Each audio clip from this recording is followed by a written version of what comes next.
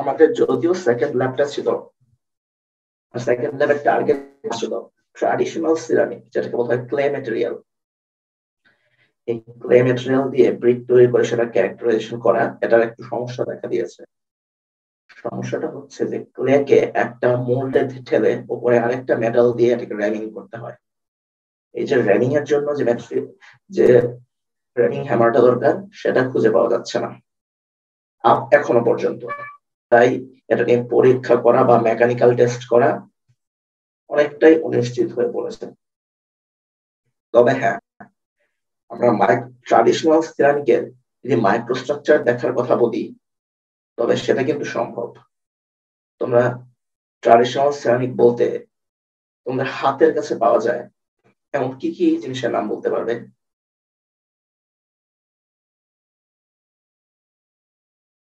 Sir, যে মোর্টার পেসেল sir.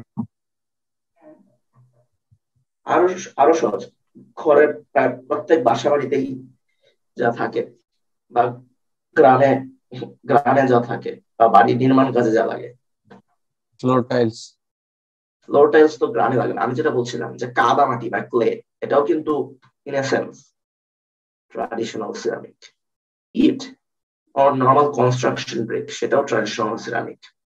Fire brick, সেটাও কিন্তু ট্রাডিশনাল সিরামিকই বলা যায়, যদি না সেটা মনে করো সিলিকন কার্বাইড বা জিরকনিয়াম এরকম টাইপের হাই লেভেলের জিনিসপত্র কিছু না হয়।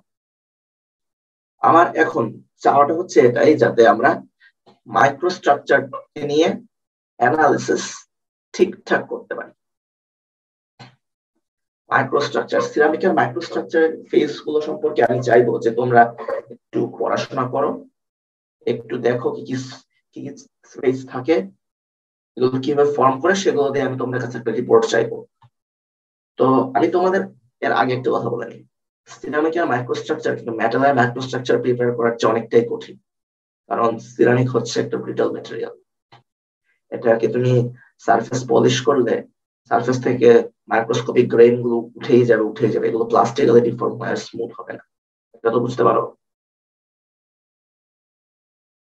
আমার কথা শুনতে পাচ্ছ তোমরা? জি স্যার। তো এখন ব্যাপারটা হচ্ছে যে তুমি যদি মনে করো 120 বা 320 লেভেলের এমএলই ব্যাপারে ঘষো, তো অনেক ক্ষেত্রে দেখা যায় যেটা খুব তাড়াতাড়ি ক্ষয় হয়ে যায় বা খুব রাফ সারফেস নিয়ে যায়। এটা করার জন্য তোমরা মেটালের মতোই এই ধরো 320, 500, 800, 1500 এগুলো দিয়ে একটু একটু সাবধানে ঘষে মেজে ফ্ল্যাট করার চেষ্টা করতে পারো। কিন্তু এখন একটু ঝামেলা আছে। ঝামেলাটা হলো, তোমরা যতই ঘষে মেটালের মতো মিরর ফ্ল্যাট ছবি তোমরা কোন অবস্থাতেই আনতে পারবে না। একই ফোকাল লেন্থে পুরো ফিল্ড অফ ভিউ তোমরা কোন অবস্থাতেই আনতে পারবে না। এজন্য সিরামিকের পলিশিং করার জন্য diamond, nano diamond type wheel লাগে, যেটা অবশ্যই আমাদের কাছে নেই, ফলে আমরা সেটা করতে পারছি না। কিন্তু হ্যাঁ, এর একটা ওয়ার্ক অ্যারাউন্ড রয়েছে। তো এই ওয়ার্ক অ্যারাউন্ড দেখানোর আগে আমি তোমাদের বলে রাখি যে আমি নিজে কিন্তু সিরামিকের মাইক্রোস্ট্রাকচার নিয়ে গত কয়েকদিন ধরে কিছুটা কাজ করেছি। তো এখন আমি চাইছি তোমরা ওই কাজটাকে আরেকটু এগিয়ে নিয়ে তোমরা রিপোর্টে উপস্থাপন করো। তো আমি এখন স্ক্রিন শেয়ার শেয়ার দিচ্ছি। ওকে, স্ক্রিন শেয়ার দেওয়ার আগে যারা প্রেজেন্ট আছে তাদের তাদের রোলগুলো একটু দেখে নিই।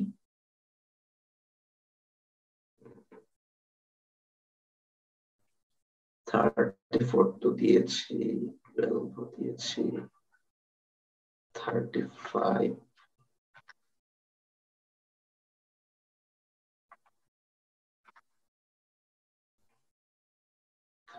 30,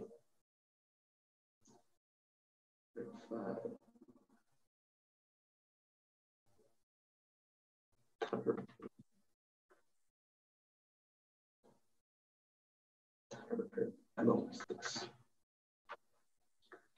এই 7টা পনেরো পর্যন্ত দেখলাম, এর মধ্যে যারা প্রেজেন্ট আছে তারা তো আছে, আর নইলে বাকি লেট কামার্স। তো ঠিক আছে, তাহলে আমি স্ক্রিন শেয়ার শুরু করছি। আমার স্ক্রিন তো তোমরা দেখতে পাচ্ছ, তাই না? আমার স্ক্রিন দেখা যায়? জি স্যার। আমি নিজের হাতে বেশ কয়েকটা ম্যাটেরিয়ালের মাইক্রোগ্রাফি করার চেষ্টা করেছি। তোমরা চাইলে এই ছবিগুলো আমি তোমাদের দিয়ে দিতে পারবো, অথবা তোমরা নিজেরাও একটু কৌশল করে সেই মাইক্রোগ্রাফ গুলো জেনারেট করতে পারবে। প্রথমে আসি ক্লেতে, just plain and simple clay. Microstructure গুলো আস্তে আস্তে দেখতে পাবে তোমরা, আশা করি। মাইক্রোস্ট্রাকচার দেখতে পাচ্ছ? একটা ছবি এসেছে, জি স্যার। ব্রাইটনেসটা একটু বাড়িয়ে দিই। আমি কিছু কিছু ছবিকে ডিজিটালি এনহ্যান্স করে যাতে তোমরা বুঝতে পারো। এটা কিন্তু 50 টাইমস ম্যাগনিফিকেশন। এখানে ক্লের মধ্যে আমরা খুব শাইনি মাইকা জাতীয় কিছু পার্টিকেল দেখছি, আর এগুলো বোধহয় আয়রন বা ম্যাগনেসিয়াম রিচ কোন পার্টিকেলের, আয়রন বা ম্যাগনেসিয়াম রিচ কোন একটা পার্টিকেলের অংশ। আর অসংখ্য ছোট ছোট যে চকমক করছে, সেটা কি সেটা আমরা আশা করি একটু পরেই দেখতে পাবো। এটা হচ্ছে আরেকটু গ্রেটার ম্যাগনিফিকেশন। ও ভালো কথা, আমি কি মিটিংটা রেকর্ড করব? তোমরা কি বলো? স্যার রেকর্ড করলে ভালো হয় স্যার। আহ ঠিক আছে, তাহলে আমি বরং মিটিংটা রেকর্ড করা শুরু করি।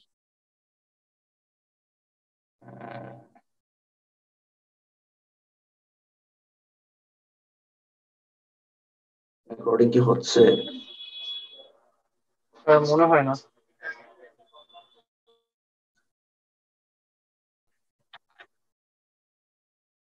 শুরু হয়ে যাওয়া উচিত। দাঁড়াও দেখি।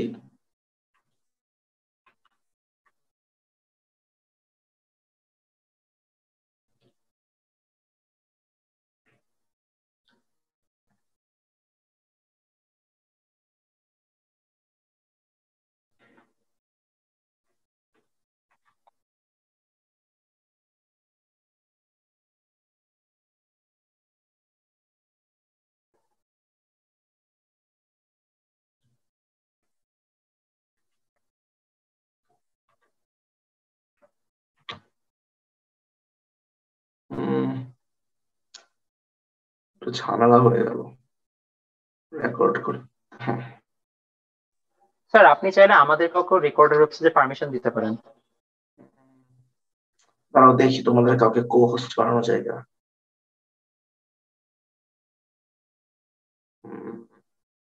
58, তুমি তো সিআর, তাই না? জি স্যার।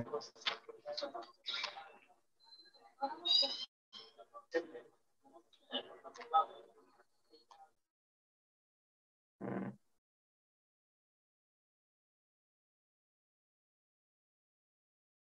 আমি তোমাকে হোস্টের পারমিশন দিয়েছি, এখন দেখো তো তুমি রেকর্ড করতে পারো কিনা। স্যার আমি তো মোবাইলে আছি, আমি হচ্ছে যে রেকর্ড পারমিশনটা রোল 48 কে দিচ্ছি, ও মেবি স্যার হচ্ছে যে ল্যাপটপে রোল 48 বা অন্য কাউকে দিচ্ছে, ও ল্যাপটপে আছে, ও স্যার ঠিক রেকর্ড আছে, করে নিবে। ঠিক আছে।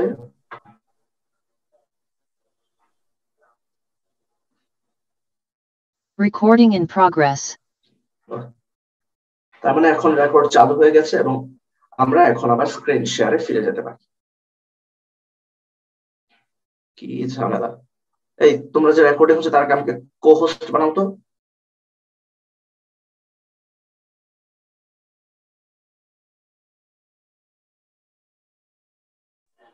স্যার আপনাকে হোস্ট ব্যাক করেছে, সমস্যা নেই।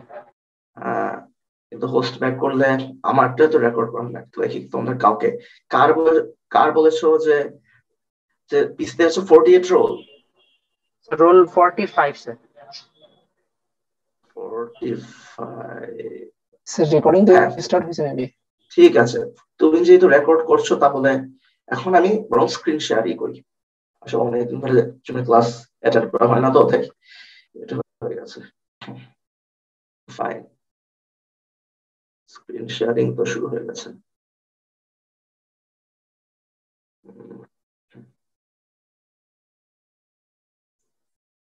তো যেটা বলছিলাম, এই স্ট্রাকচারটাও কিন্তু হচ্ছে ক্লিয়ারই।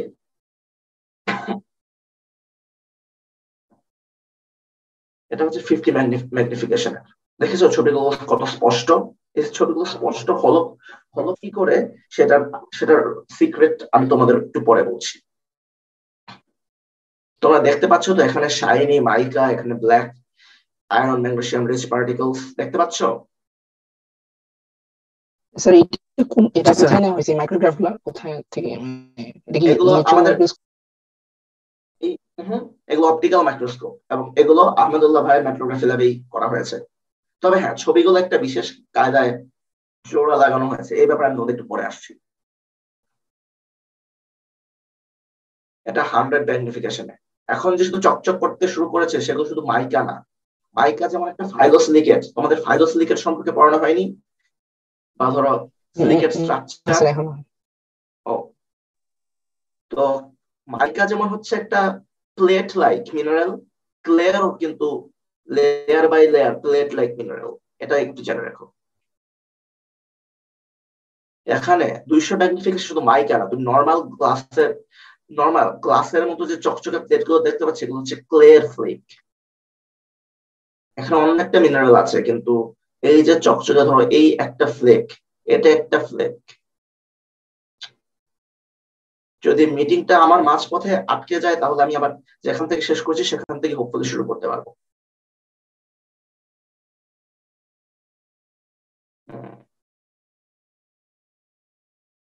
এটা হচ্ছে 1000 ম্যাগনিফিকেশন, একটা অনেক বড় দেখাচ্ছে কিন্তু এটা অ্যাবাউট ফিউ মাইক্রোমিটার অ্যাক্রস।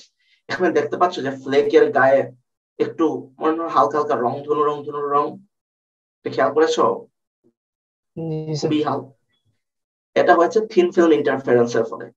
এগুলো তো হচ্ছে মিনারেল লেয়ার, তাই না? এই লেয়ার গুলোর মধ্যে লাইটের ইন্টারফারেন্স করে। এই এক একটা বড় বড় ফ্লেক হচ্ছে এক একটা ক্লিয়ার পার্টিকেল।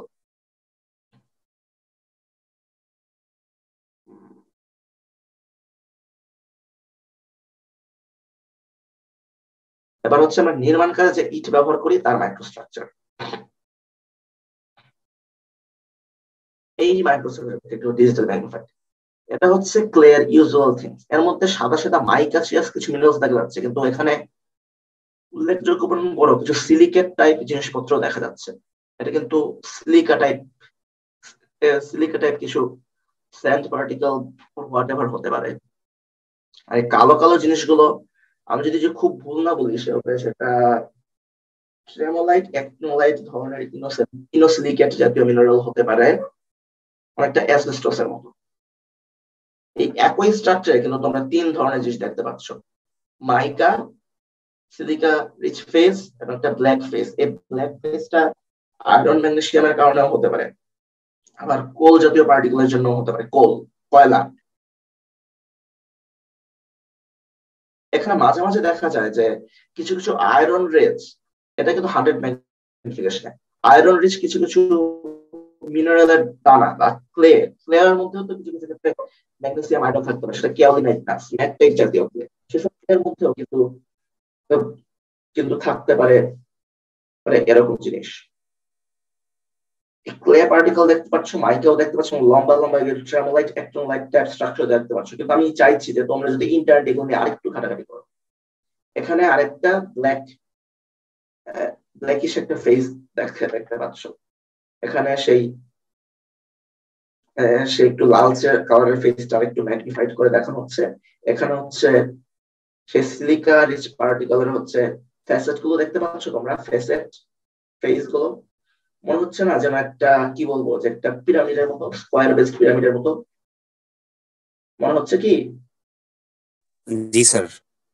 এটা হচ্ছে সিলিকার যে নির্দিষ্ট কোনো ক্লিভেজ প্লেন তো নেই, কিন্তু ক্লিভেজ প্লেন তো প্রচুর, যে plane weakest plane of materials যেগুলো ভেঙে যায়, তাই ভাঙার সময় মাঝে মাঝে এরকম ধরনের ফ্র্যাকচার করেও ভাঙতে পারে।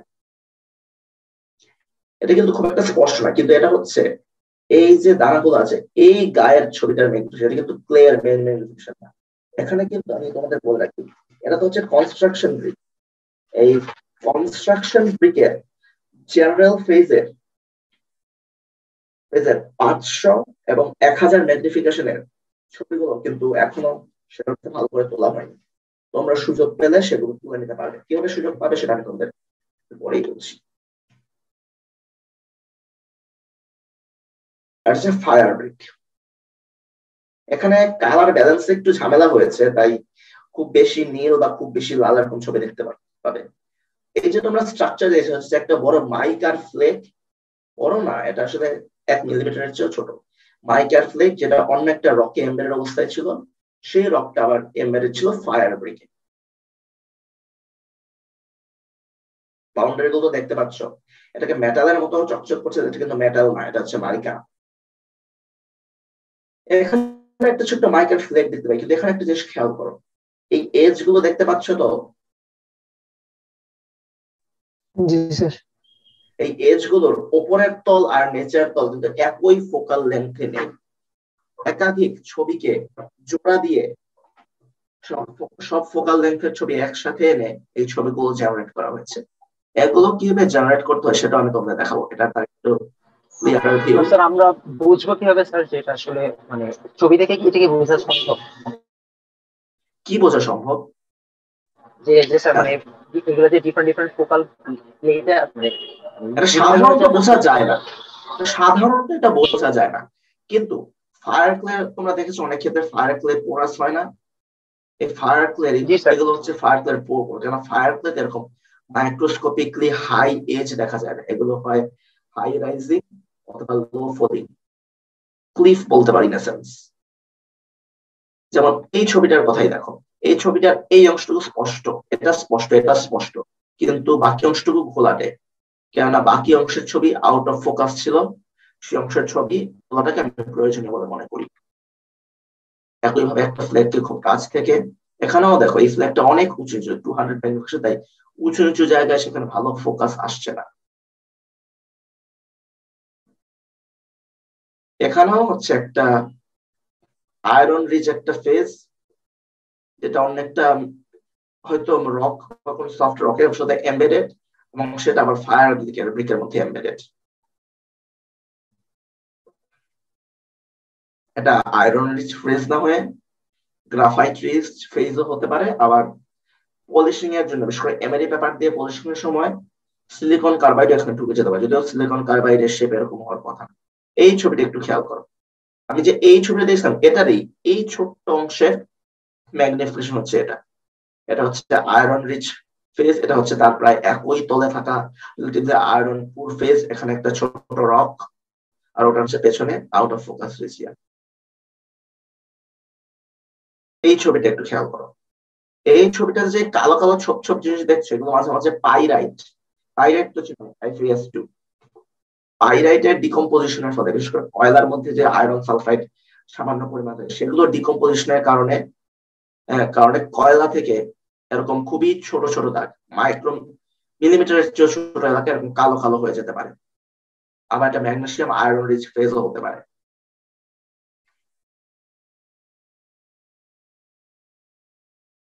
ও ভালো কথা, তোমাদের যে ক্লে কনস্ট্রাকশন ব্রিক এগুলো দেখালাম, এগুলো নিয়ে কারো কোনো প্রশ্ন আছে? আমি এগুলো নিয়ে রিসার্চ করেছি বটে, কিন্তু আমি নিজেও কিন্তু এগুলো যে খুব ডিপে জানি তা কিন্তু না। তোমাদের কি ক্লে কনস্ট্রাকশন ব্রিক বা ফায়ার ব্রিক এগুলো নিয়ে কোনো কোয়েশ্চেন আছে? মাইক্রোস্ট্রাকচারে কোনটা কি, কিভাবে কি হয়, কিভাবে ছবি জোড়া দিতে হয় সেটা আমরা বলবো। আমার কিন্তু টাইম কিন্তু আস্তে আস্তে শেষ হয়ে আসছে, তারপর ওর সামনে যদি মিটিং দিয়ে ডিসকানেক্ট হয়ে যায়, আমি আবার নতুন করে কানেক্ট হতে পারবো একই লিঙ্কে। ওকে, তো একবার ডিসকানেক্ট হয়ে গেলে ডোন্ট প্যানিক। তো আমরা ফায়ার ব্রিকটা তো দেখেছি, এখানে আর কোনো কারোর প্রশ্ন আছে? আমার কথা শুনতে পাচ্ছ তো তোমরা? স্যার আপাতত নেই স্যার। ঠিক আছে, তাহলে আমরা পরে যাই। একটা থেকে আরেকটা কিভাবে মানে ডিস্টিংগুইশ করা যায়, মানে এইটা ক্লে আর একটা কনস্ট্রাকশন ব্রিক, এটা আসলে কিভাবে বুঝবো? এটা আসলে আমি নিজের হাতে এই স্যাম্পল গুলো তুলে নিয়ে তারপর আমি তোমার টেস্ট করেছি। এটা আলাদা করে বোঝা কিন্তু খুব একটা সহজ না, কেন আমি যেটা ক্লে নিয়ে দেখি সেটা কিন্তু ফাইন মাইকা পাউডারের ক্ষেত্রেও সেই একই ইমেজ আসতে পারে। কনস্ট্রাকশন ব্রিকের পরিবর্তে এখানে কোনো আয়রন রিচ সিরামিকেরও কিন্তু, আয়রন মাইকা রিচ সিরামিকেরও কিন্তু এরকম ঘটনা হতে পারে, কিন্তু ফায়ার ব্রিকের পোরোসিটিটা এটা কিন্তু একদম চোখে ধাঁধা লাগিয়ে দেওয়ার মতো। ভালো কথা, এখানে যারা স্কেল দেখছে প্রত্যেকটা ইমেজে হচ্ছে এই স্কেল মেনটেন করা আছে। এই স্কেলটা হচ্ছে যে দেখতে পাচ্ছ, হ্যাঁ, এটা হচ্ছে 100 মাইক্রন। ছোট্ট একটা ছোট ছোট দাগ 1 মাইক্রন, বড় বড় দাগ 10 মাইক্রন, আর মাঝখানে ছোট হচ্ছে 5 মাইক্রন।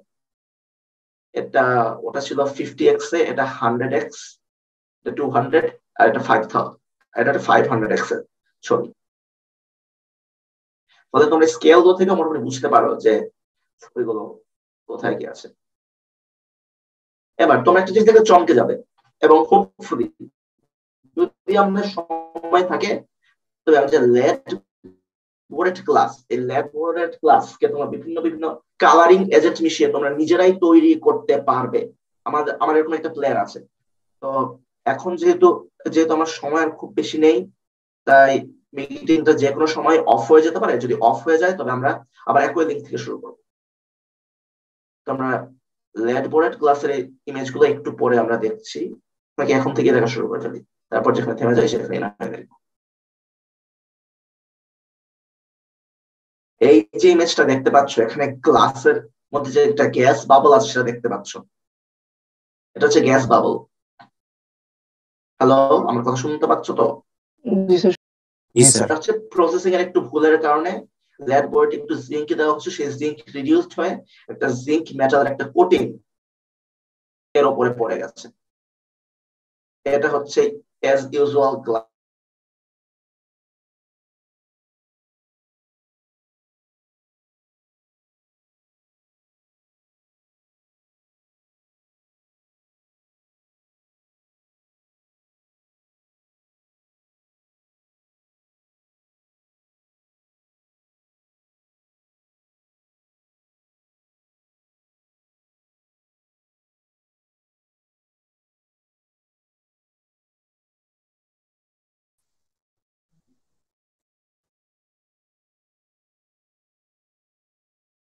তোমরা এখানে 45 জন ছিলে না?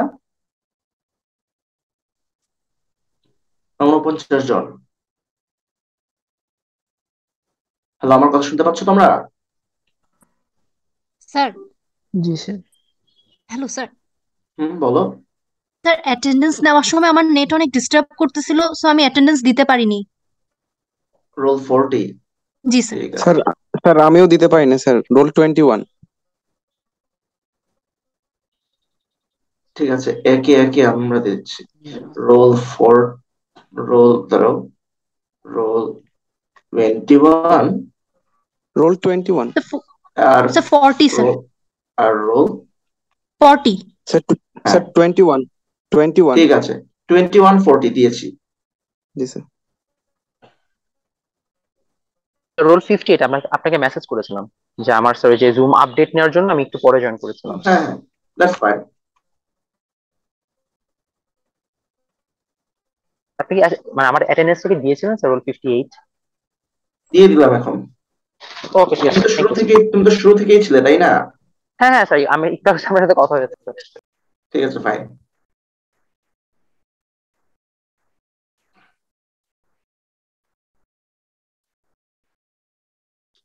সবাই আস্তে আস্তে আসুক। যে আগে রেকর্ড করেছিল সে একবার শুরু হয়ে গেলেই, সে একবার চলে এলেই আশা করি আমি আবার আমরা ডিসকাশনটা করতে পারবো।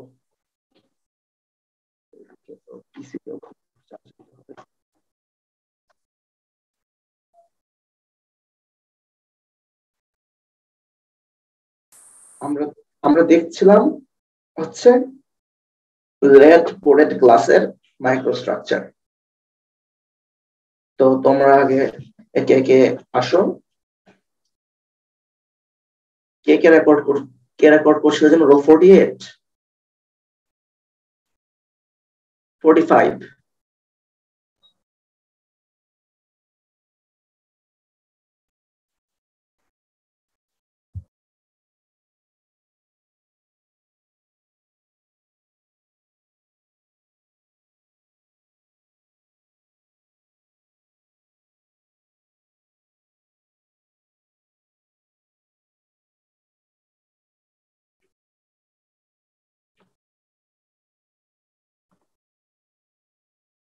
তোমাকে আমি হোস্ট করে দিয়েছি, এখন দেখো তো রেকর্ড অন করতে পারো কিনা।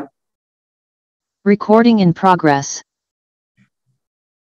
তো ঠিক আছে, তোমরা যারা এখন আসেন তারা একটু একটু করে আসতে থাকো। তোমাদের যদি আবার কোনো দেখার অসুবিধা হয় তাহলে তোমরা এই রেকর্ডিং এর ভিডিওতে দিতে পারো। তুমি একটা কাজ করো, তুমি তো রোল 48 না, তুমি হচ্ছে গিয়ে তোমাদের 22 আর 58 তোমার যে দুজন সিআর আছে না, সেই সিআর কে সরাসরি এটা লিংক দিয়ে দিও। তারপর সিআর ইচ্ছে করলে সবাইকে দিতে পারো, অথবা তুমি চাইলে অন্যদেরকেও একে একে দিতে পারো। আমার মনে হয় যে পার্সোনালি যেটা সিআরদেরকে হাতে তুলে দিলেই তারা একটু দায়িত্বশীলতার সাথে কাজ করতে পারবে। তো তো এখন আমরা যেখান থেকে শেষ হয়ে গেছিল সেখান থেকে আবার আমরা শুরু করছি। গ্লাসের মাইক্রোস্ট্রাকচার। গ্লাসের মধ্যে কিন্তু এতটা সুন্দর গ্যাস বাবল আসে, এত সুন্দর গোলাকার গ্যাস বাবল পুরোপুরি মোল্টেন স্টেজে সিরামিককে না নিয়ে গেলে কখনই হয় না। উপরের কোনায় ম্যাগনিফিকেশন লেখা, আশা করি পড়তে পারছো। আমার কাছে মনে হয়েছে যে এই ইমেজটা হাইয়েস্ট ম্যাগনিফিকেশনে তোলার কারণে it has been a wonderful one. এই যে দেখতে পাচ্ছ গ্লাসের উপরে মেটালের কোটিং পড়ে গেছে, বা ভেতরে মেটালের কোটিং পড়ে গেছে একটা রিজিয়ন, আর যেখানে মেটালের কোটিং পেনেট্রেট করেনি সেখানে একটা রিজিয়ন। এখানে হয়তো কোনো ড্রস ছিল, আর এইখানে হয়তো স্ট্রেনের জন্য কোনো কারণে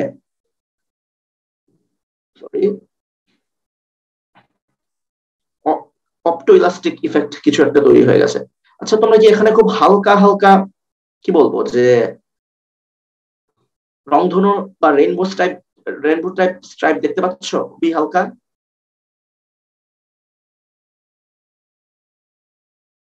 দেখতে পাচ্ছ কি আমি আমার মাউসের পয়েন্টারটা যেখানে আছে সেখানে? স্যার রংধনু তো লাগে না স্যার। স্যার বোঝা যাচ্ছে না, মানে গ্রে লাগতেছে। হ্যাঁ, এটাকে গ্রে মনে হচ্ছে। তো ঠিক আছে, তাহলে বোধহয় আমার কম্পিউটার যে কালার স্কিম সেখান দিয়ে হয়তো বোঝাটা একটু বোঝাচ্ছিল না, কিন্তু যখন আসল ছবিটা তুলেছিলাম তখন কিন্তু এটা ছিল এরকম ক্লিয়ার কাট। তো আশা করি এই ধরনের গ্লাস তোমরা নিজেরা বানাতে পারবে। আর আরেকটা হচ্ছে ফায়ার ব্রেক আর ওয়েদারিং করার ফলে তোমরা একটা জিনিস খেয়াল করেছো কিনা, আমাদের ফাউন্ড্রি ল্যাবের ঢোকার হাতের ডান দিকে একটা পকেট গেট আছে, ওখান থেকে কিন্তু একটা পিট ফার্নেসে চলে আসা যায়। এটা খেয়াল করেছো? ফাউন্ড্রি ল্যাবে ঢোকার ডান দিকে একটা পকেট গেট আছে, এটা দিয়ে সরাসরি পিট ফার্নেস পর্যন্ত পৌঁছে যাওয়া যায়। এটা খেয়াল করেছো? স্যার আমাদের তো পিট ফার্নেসে কাজ জি করেছে। স্যার। পিট ফার্নেসে কাজ হয়েছে তোমাদের? স্যার যে অ্যালুমিনিয়াম কে স্যার ওখানে ই করা হয়েছিল, মেল করা হয়েছিল। তোমরা ওই পিট ফার্নেসের বাইরে থেকে পকেট গেট দিয়ে পিট ফার্নেসে ঢোকার আগে তুমি দেখবে যে তোমাদের আশপাশে বেশ কিছু ফায়ার ব্রিক স্তূপ করে রাখা আছে, যে ফায়ার ব্রিক গুলোর উপরে বৃষ্টির পানি পড়ে শ্যাওলা জমে একদম উপরের সাথে একদম ফেটে গেছে। ইচ্ছা করলেই তোমরা সেগুলো খুঁজে পাবো। এগুলো এতটা ফেটে গেছে যে আমার মনে হয় না যে এটাকে আদৌ আর কোনো কাজে লাগানো যেতে পারে। তো ফায়ার ব্রেকের ওয়েদারিং এর ইফেক্টটা কেমন হয় সেটা জানার জন্য আমি যে কাজটা করেছি সেটা হলো এই ফায়ার ব্রেকের যে একটা ফেটে যাওয়ার একটা অংশ, সেটা থেকে একটা অংশ হাত দিয়ে তুলে নিয়েছি। ফায়ার ব্রেকের একদম উপরের সার্ফেসটা হচ্ছে ম্যাক্সিমাম ওয়েদার, নিচের দিকে ওয়েদারিং এফেক্টটা কমেছে। তো এই ফায়ার ব্রেকের ইউজুয়াল গঠন কিরকম সেটা আমি কিন্তু তোমাদের এখানেই কিন্তু দেখিয়ে ফেলেছি, তাই না? আমার কথা শুনতে পাচ্ছ? হ্যালো? জি স্যার, শোনা যাচ্ছে স্যার। এখন ফায়ার ব্রেকের মিডল আর টপে কিরকম ছবি আসে সেগুলো আমি দেখতে চাইছি। এটা একটু ব্লু কালার, কিন্তু কালারটা ওয়াশ করে দেয়। দেখতে পাচ্ছ মিডলে অনেকটাই গ্লাসি মনে হচ্ছে অনেকটা ক্ষয় হয়ে গেছে, এরকম একটা ক্ষয় হওয়া স্ট্রাকচার, গ্লাসি ফ্লেকি এরকম মনে হচ্ছে না? এই স্ট্রাকচারটা দেখে ওই ফায়ার ব্রেকটা যেটা মিডল পোরশন, দেখতে পাচ্ছ তো ছবিটা? জি স্যার, দেখা যাচ্ছে। আর এই ছবিটা হচ্ছে তার টপে এসে শার্প এজ গুলো একদম গায়েবই হয়ে গেছে, পুরোপুরি গ্লাসে কিছু রিজিয়ন দেখা যাচ্ছে, আর বাকি যাচ্ছে এগুলো আউট অফ ফোকাস, তাই এখানে কিছু স্পষ্ট হয়ে আসেনি।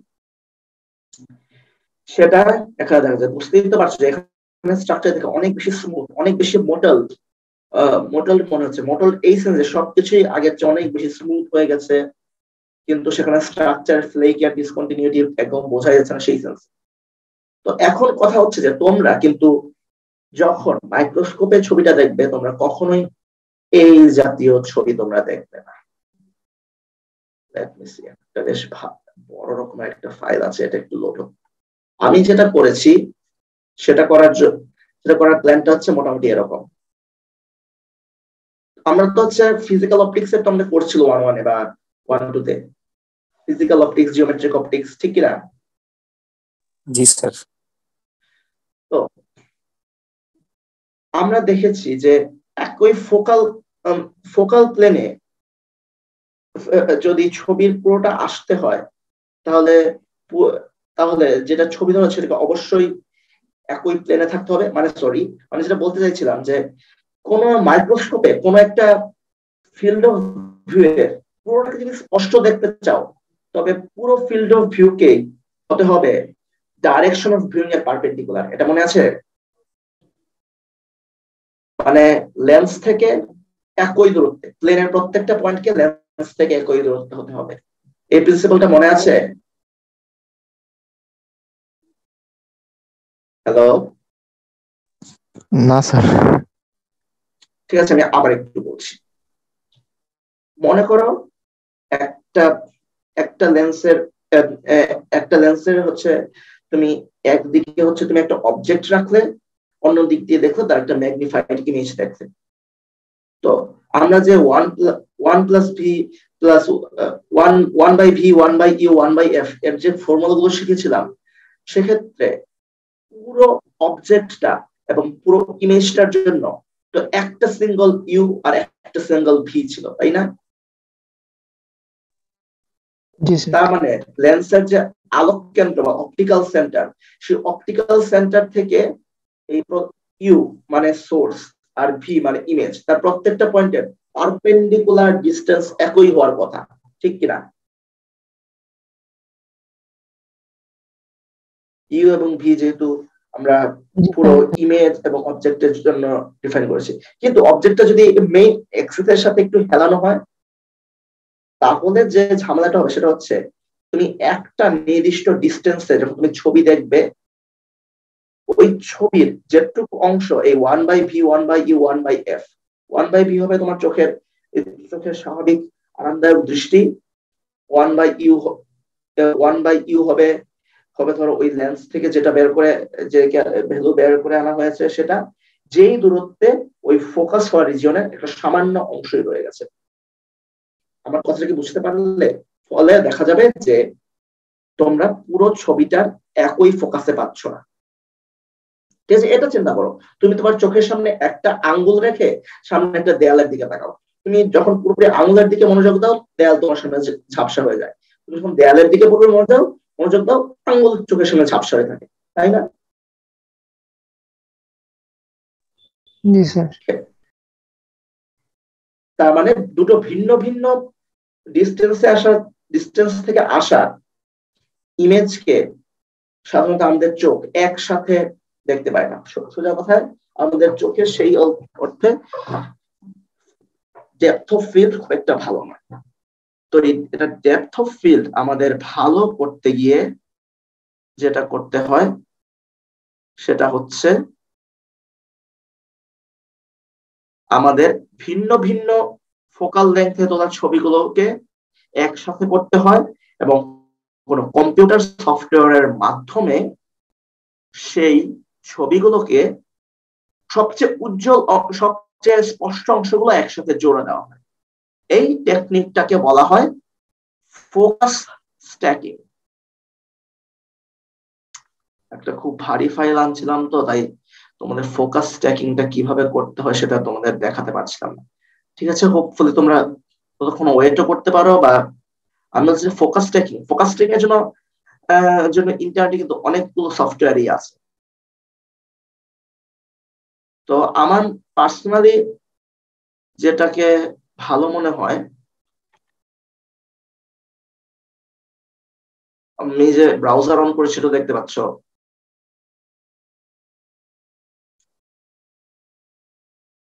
জি স্যার।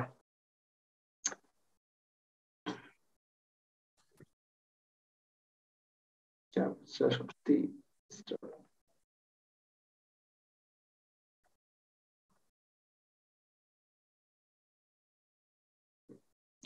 আমার পার্সোনালি যেটা সবচেয়ে ভালো লাগে সেটা হচ্ছে ফটোপি। এই ফটোপির যে টেকনিক, এই ফটোপি দিয়েই কিন্তু আমি তোমাদের যে ফোকাস টেকিং এর যে ছবিগুলো করেছি সেগুলো আমি পেয়েছি। তো আগে ওই ফাইলটা ডাউনলোড হোক, এটা তো অনেক ভারী,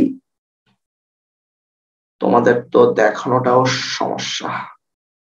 কিন্তু এটা যদি তোমাদের না দেখায় তাহলে তোমরা অস্পষ্ট ছবি তুলে যাবে, কোনো অবস্থাতেই আর সেই ছবি মেলাতে পারবে না।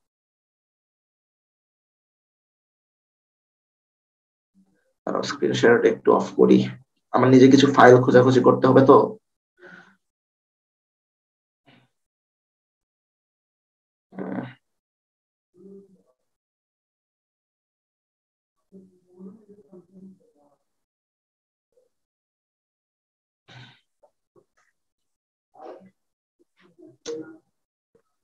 দাঁড়াও আমি তোমাদের দেখি যে তোমরা খুব সহজে ছোট ফাইল দিয়ে হলেও তোমরা এগুলো ধরতে পারবে না।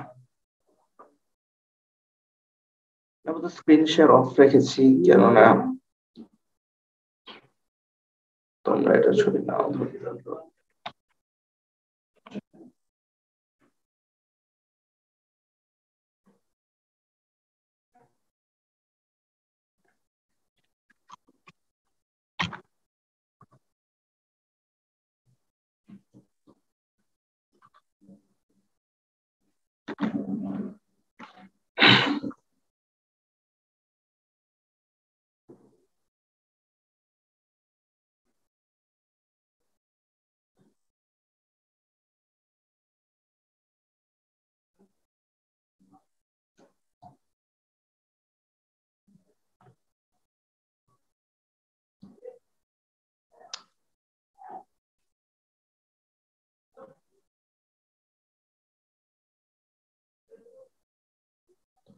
তোমাদের বসিয়ে রাখার জন্য দুঃখিত, কিন্তু ফাইলটাকে তো ডাউনলোড করে দিতে হবে। ফাইলটার সাইজ আসলে অনেক বড়, তো তাই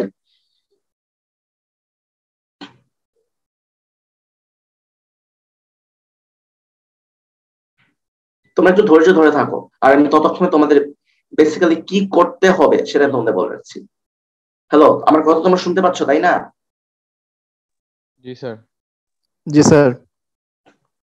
তোমাদের যেটা করতে হবে সেটা হলো তোমরা যেই ছবিগুলোকে ফোকাস ট্যাগ করতে চাও সেই ছবিগুলোকে ধীরে ধীরে এই সফটওয়্যারে আনতে হবে। সফটওয়্যারে এনে সেই সব কয়টা ছবিকে সিলেক্ট করে অটো অ্যালাইন করতে হবে, এবং তারপর সেই ছবিগুলোকে অটো ব্লেন্ড করতে হবে।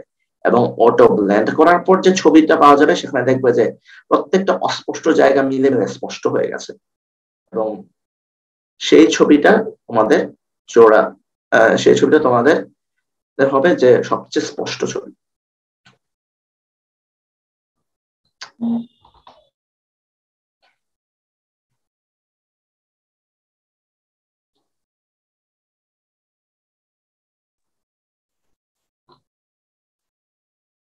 ছবিগুলো তো ডাউনলোড না হলে তোমরা দেখাতেও পারবো না, যে ইন্টারনেটের এদিকে খুব বেশি ফাস্ট না।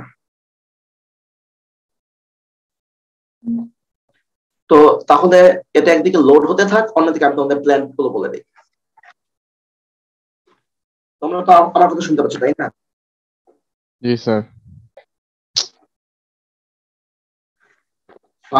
ফায়ারব্রিকের 1000x ম্যাগনিফিকেশনের কিন্তু রিপ্রেজেন্টেটিভ কোনো ছবি তোলা হয়নি। যেটা দেখা যায় সেটা জাস্ট হচ্ছে ওয়ার্ডস বা সিলিকার একটা ফেসের ছবি। আমার কিন্তু এখন একটা রিপ্রেজেন্টেটিভ ছবি চাই। ক্লেয়ার 1000x ইমেজের ম্যাগনিফিকেশনটাও কিন্তু আরেকটু বেটার করা যেতে পারত। কনস্ট্রাকশন ব্রিকেরও 500 এবং 1000 এর ইমেজ আরেকটু ভালো করা যেতে পারতো। এবং ওয়েদার ফায়ারব্রিকে আমি 50x এর বেশি কিন্তু ম্যাগনিফিকেশন দিইনি, তো সেগুলো তোলা যেত। তো এখন কথা হচ্ছে যে আমার প্ল্যান হচ্ছে তোমরা নিজের হাতে, তোমরা তো ল্যাড সিলিকেট গ্লাস তো ল্যাড বোর্ডেড গ্লাস তো আর তোমরা পাবে না। তোমরা যেগুলো পাবে ইজিলি সেগুলো হচ্ছে যে ক্লে, কাদামাটি তো যে কোনো জায়গা থেকে জোগাড় করা যায় তাই না? ইনফ্যাক্ট আমি যে অফিস রুমে থাকি সেখানেও কিন্তু কিছুটা ক্লে আছে, এই ক্লে নিয়ে টেস্ট করতে। কনস্ট্রাকশন ব্রিক, ইটের সুরকি দিয়েও কিন্তু কাজ চালানো যাবে। ফায়ার ব্রিকের কিন্তু কিছু টুকরো হচ্ছে আমার ল্যাব ওই রুমেই আছে। ওয়েদার ফায়ার ব্রিক তোমরা একই ভাবে হচ্ছে গিয়ে ওই যে ফাউন্ড্রি ল্যাবের কাছ থেকে নিয়ে আসতে পারবে। তো আচ্ছা, আমার তো মনে হয় যে সোমবারে হয়তো 2 বেলায় তোমাদের হয়তো মেট্রোগ্রাফি ল্যাব ফ্রি থাকার কথা।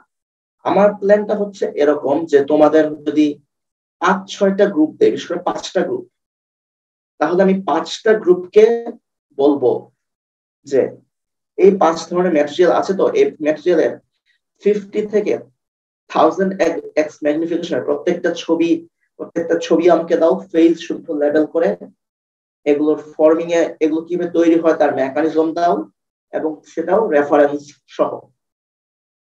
তারপর আমি কিন্তু গ্রুপ ওয়াইজ মার্কিং করবো না, হোপফুলি আমি ইন্ডিভিজুয়ালি তোমাদের মার্কিং করবো।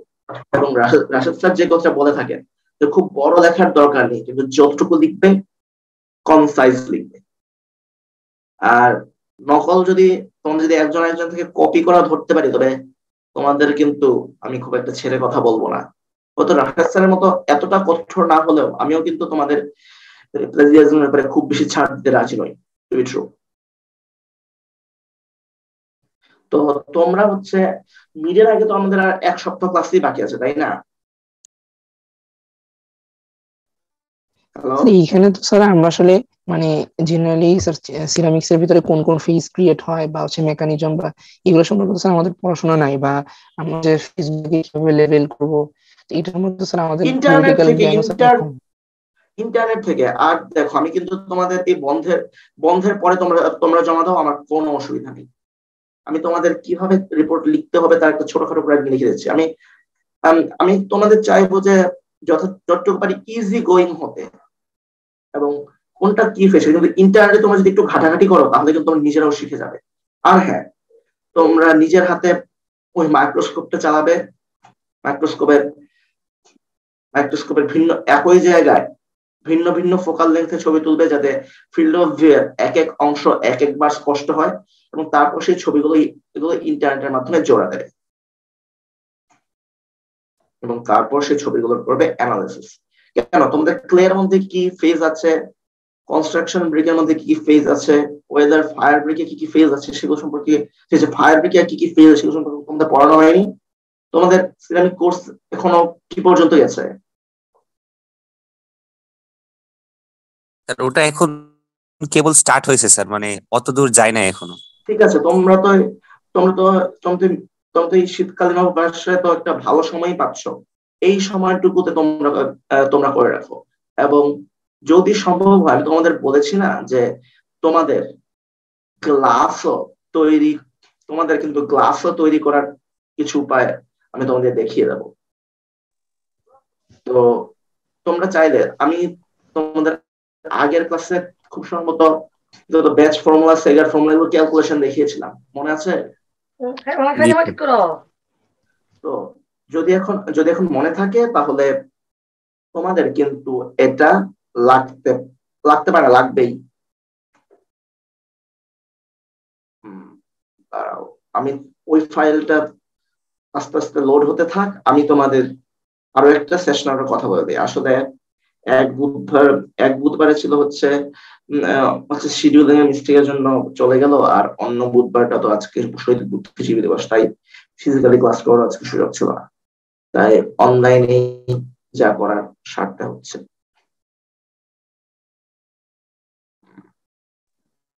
স্যার মেইনলি আমরা এই কোর্সটাতে স্যার কয়টা করবো স্যার এক্সপেরিমেন্ট, বা হচ্ছে মানে এই কোর্সটাতে আসলে অ্যারাউন্ড 5টার মতো এক্সপেরিমেন্ট করার কথা, কিন্তু অনেক ক্ষেত্রে দেখো ম্যাটেরিয়াল পাওয়া যায় না বা টুলস পাওয়া যায় না, এগুলো একটু ডিফিকাল্ট। যেমন সিরামিকের যদি মনে করো তোমরা ব্রিক বানাতে না পারো, তাহলে তোমরা মাইক্রোস্ট্রাকচারের যে টেস্ট করবে, সেই মাইক্রোস্ট্রাকচার টেস্টিং তুমি করবে কি করে যদি ব্রিকই বানাতে না পারো?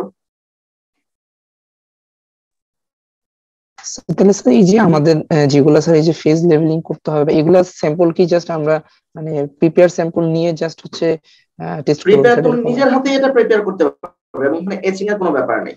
তোমরা চাইলে কোন রকমের এমআরআই পেপারে ঘষাঘষি ছাড়াই মাইক্রোস্কোপে ছবি তুলতে পারো যদি তোমরা ফোকাস টেকিংটা একটু ভালোভাবে করো। তবে আগে যখন লাগতো মনে করো কথার কথা 7টা ছবির অস্পষ্ট অংশ মিলে একটা স্পষ্ট ছবি, সেখানে হয়তো 15-20টা অস্পষ্ট ছবি মিলিয়ে একটা স্পষ্ট ছবি আসবে। তো হ্যাঁ, তাহলে এখন যেহেতু ফাইলটা লোড হতে অনেকটা দেরি হচ্ছে, তাই এই ফাঁকে আমি তোমাদের সামনে তোমাদের কি করতে হতে পারে সেটা সম্পর্কেও একটা আইডিয়া দিয়ে রাখার চেষ্টা করি। এই বুধবারে করতে পারলে তো পারলামই, নইলে হয়তো আমাদের আবার বন্ধের পরেই করতে হবে। বন্ধের পরে তো আমাদের 7 সপ্তাহ ক্লাস আছে, তাই না? তাই আমি চাইছি যে তোমাদের থিওরি দিয়ে খুব বেশি মাথা না, থিওরি গুলো এর মধ্যেই সেরে ফেলতে, আর সেশনালের সময় একদম হাতে কলমে যে তোমরা লেগে পড়তে পারো, তাতেই তোমাদের ভালো। তো তোমরা এখন এই ফাইলটা দেখতে পাচ্ছ, class making and observation of prepared class. দেখা যাচ্ছে।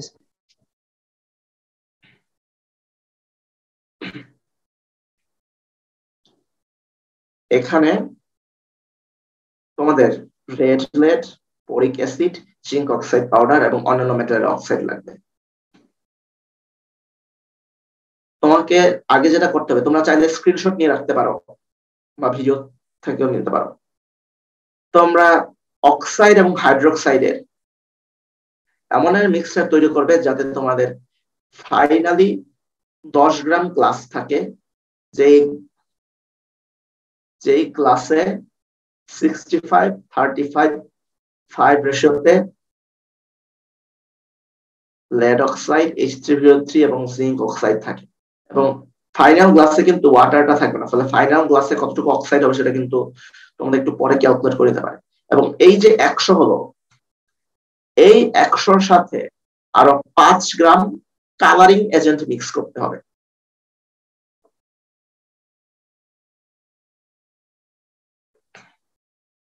এই 100 তার সাথে আর 5, সেই 100 আর 5 মিলেই হতে হবে 10 গ্রাম। যেমন এখানে আমি চাইছি যে তোমরা 5টা করে 10টা গ্রুপ করে ফেলো 6 জনের, এবং তারপর তোমরা এই ক্লাসগুলোকে মেল্ট করার চেষ্টা করো। যেমন প্রথম গ্রুপ শুধু এই 65-35-5 সাথে 5 শুধুমাত্র থাকবে ম্যাঙ্গানিজ অক্সাইড। এখন তাহলে কোন অক্সাইডটা কোন পরিমাণে নিতে হবে সেটা তোমাদের আগে ক্যালকুলেট করতে হবে, এবং তার আগে তোমাদের ক্যালকুলেট করতে হবে যে ওয়াটার যে ভেপার, সেই ওয়াটারের ভেপারটা কিন্তু আগে থেকে চলে যাবে, H3 হাইড্রোজেন এরা থাকবে না। আর যদি রিডিউসিং এনভায়রনমেন্ট হয় তবে PB3, তবে আমি কিন্তু PBO রেসপেক্টে দিয়েছি, কিন্তু রেড লেড হচ্ছে PB3O4, তাহলে সেখানে PBO কতটুকু আছে সেই অনুযায়ী তোমাদের পুরো ক্যালকুলেশনটাকে আবার রিনর্মালাইজ বা রিক্যালকুলেট করতে হবে। এখানে তোমাদের ব্যাচ ফর্মুলাই বলো বা কেমিস্ট্রি স্টয়চিওমেট্রিক্যাল অ্যাপ্লিকেশনই বলো, তোমাদের কাজে লাগবে। যেমন A1 কোনো টলারেন্টই দেবে না, A2 দেবে। এখানে 5 যে লিখেছি এটা আসলে টেকনিক্যালি ভুল, এটা রিডান্ডেন্ট। এখানে ম্যাঙ্গানিজ A2 দেবে শুধুমাত্র 5%, 5 mass percentage ম্যাঙ্গানিজ অক্সাইড, শুধু একেবারে ক্রোমিয়াম অক্সাইড, এখানে আয়রন অক্সাইড। এখন যদি তোমরা Fa3O4 বা Fe2O3 বানাতে চাও তাহলে তোমাদের FeO এটার ইকুইভ্যালেন্ট করে হিসাব করে আনতে হবে, এবং তোমরা ক্যালকুলেশন গুলো সেভাবেই করবে। এটা অবশ্য অন্য একটা রিপোর্ট হবে, আমি তোমাদের এক রিপোর্টে 2 কাজ অবশ্যই চাইবো না। তারপরে A5 যে টিম, তার হচ্ছে ম্যাঙ্গানিজ এবং ক্রোমিয়ামের 1:1 রেশিও, সেটাই থাকবে 5 গ্রাম। ক্রোমিয়াম আয়রন তেমনি manganese oxide, chromium oxide, FeO, তার রেশিও গুলো থাকবে এইরকম। বুঝতে তো পারছো তোমাদের কোনটার সাথে কত কি পরিমাণে মিক্স করতে হবে?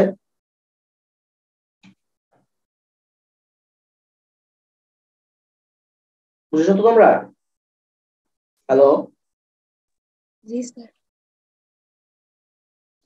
তো এটা মেল্ট করার জন্য ক্লে বন্ডেড গ্রাফাইট ক্রুসিবল অথবা 30 ml এর সিরামিক ক্রুসিবল ইউজ করতে হতে পারে, এবং এগুলো মনে করো মাস্ক, গ্লাস, স্প্যাচুলা এগুলো ক্লিন করে দিতে হবে, এবং ক্রুসিবলকে ইন্টেন্স হিটের মধ্যে রাখতে হতে পারে যাতে অক্সাইডটাই মেল্ট করে যায়। এবং প্রথমে কিন্তু অক্সাইড মেল্ট করবে না, হাই টেম্পারেচারে কিন্তু অক্সাইড মেল্ট করবে, অক্সাইডের কালার চেঞ্জ করবে, এবং এই ফ্লেমের ধারে কাছেও তোমরা যেও না। মেল্ট হয়ে গেলে একটু স্টির করার চেষ্টা করো, এবং তারপর একটা হট ফ্ল্যাট সারফেস, যেমন ধরো একটা প্রিহিটেড একটা মনে করো মেটাল সারফেস, মনে করো যে ফার্নেস তুমি হিট করছো বা যে ওভেন যে ফার্নেস যে ফ্লেমের সোর্সের সামনে হিট করছে তার উপরে একটা মেটাল রেখে দিলে তারপরে একটা মেল্টটা ঢেলে দেবে। মেল্টটা ঢেলে দিলে এটা আস্তে আস্তে ছোট্ট একটা কয়েন বা বাটনের শেপ আসবে। এটা ফেটেও যেতে পারে থার্মোস্ট্যাটের কারণে পরবর্তী, কিন্তু ফেটে গেলে সমস্যা নেই, তোমাদের মাইক্রোস্ট্রাকচার গুলো দেখাটা একটু শিখতে হবে। এবং তারপর ঠান্ডা হওয়ার পর, ধীরে সুস্থে ঠান্ডা হতে না, ঠান্ডা হওয়ার পর তোমাদের যেটা করতে হবে যে কালার, অ্যাপিয়ারেন্স, ফ্র্যাকচার সারফেস এগুলো তো দেখতে হবেই, পাশাপাশি যদি তোমরা ওখানে 6টা এলিমেন্ট ছিল, আমি তোমাদের তাহলে এই ল্যাবরেটরি ক্লাসটা তোমাদের না দিই, তোমাদের ল্যাবরেটরি ক্লাস হইতে হচ্ছে 5টা, সরি।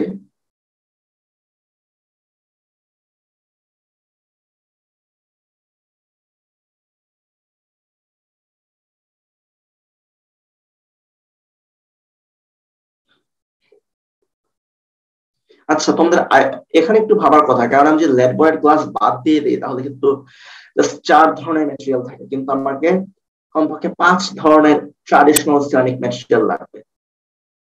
আচ্ছা, তোমরা সহজে জোগাড় করা যায় এরকম আর কি ট্র্যাডিশনাল সিরামিক বা গ্লাসের কথা ভাবতে পারো, যেটা তোমরা ইজিলি পিক আপ করে আনতে পারবে, পারলে ওয়েস্ট ম্যাটেরিয়াল থেকে হলেও বা ডিসকার্ডেড ম্যাটেরিয়াল থেকে হলেও?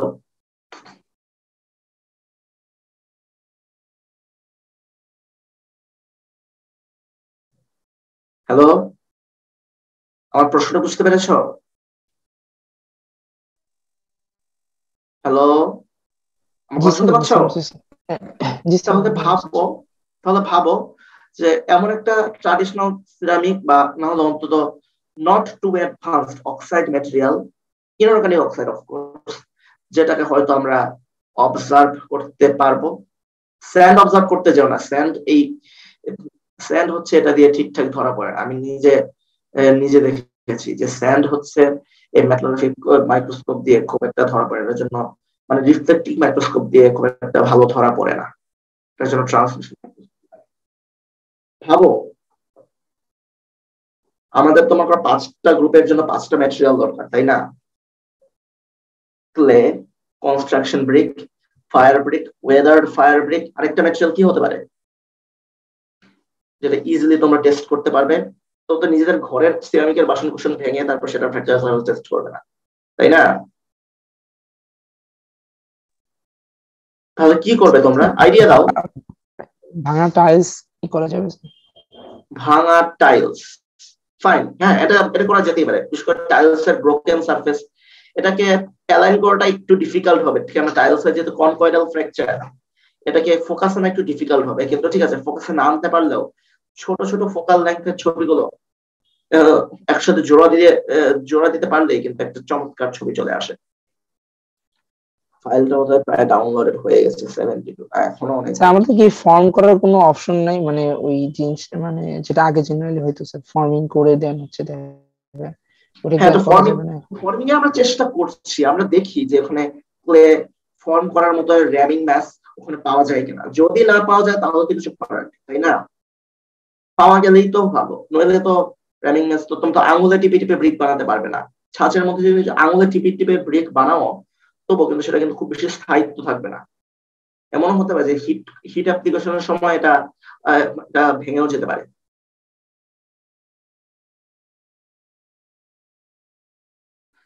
তাই তো আমি চাইছি যে তোমরা এই অল্টারনেট ওয়েতে, সুতরাং আমি কিন্তু তোমাদের মোটামুটি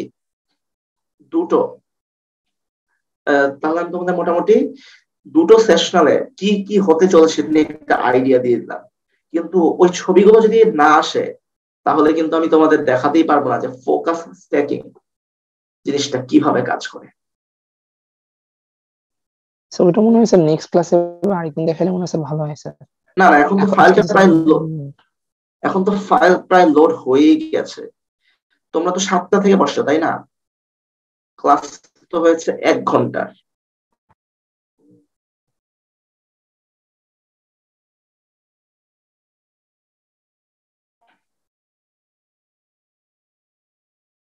তো তাহলে সে কথা ঠিক আছে, তাহলে সময় নষ্ট না করে তোমরা তোমরা ঠিক আছে রোল ওয়াইজই গ্রুপ করে নাও। তোমাদের মধ্যে তো 60 স্টুডেন্টস আছে তাই না? তোমাদের পার্মানেন্ট অ্যাবসেন্ট কেউ আছে?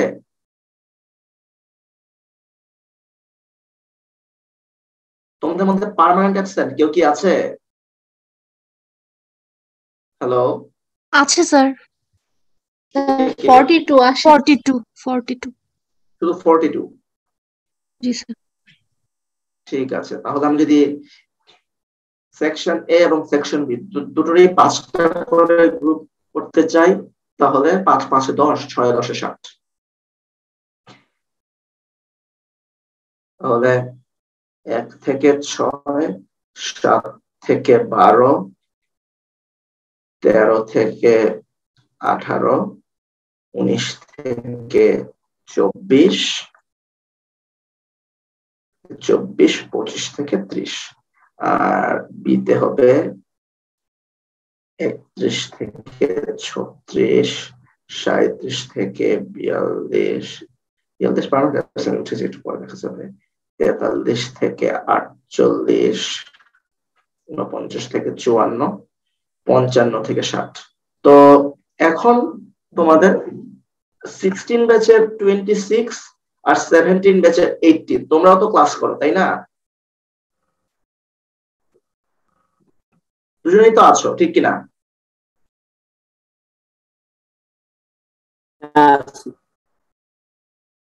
16 26 আর 17 18 রোল 6। রোল 6 ও পার্মানেন্ট অ্যাবসেন্ট কি বলো? না স্যার, স্যার অ্যাটেন্ডেন্স দিতে পারি নাই। ঠিক আছে, অ্যাটেন্ডেন্সটা আমি একদম সবার শেষে নেব।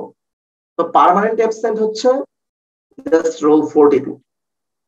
তো ঠিক আছে, তাহলে যেহেতু 37 থেকে 42 এর গ্রুপে একটা ফাঁকা জায়গা আছে, তাহলে সেখানে কি 16 ব্যাচে 26 কে নিয়ে যাওয়া যেতে পারে কি বলো?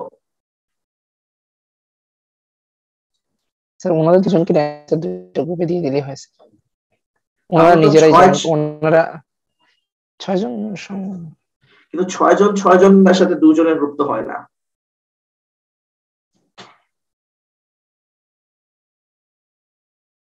ফলে আর নতুন করে তো গ্রুপ তৈরি করা তো ডিফিকাল্ট। তাই 16 26 আর 17 ব্যাচের 18 তোমরা এই 5টা গ্রুপে কোন একটা যেতে পারো। ঠিক আছে, তো 37 থেকে 42 তে কে আসতে চাইছো? 17 ব্যাচের 18 না 16 ব্যাচ 26? শুধু বলো।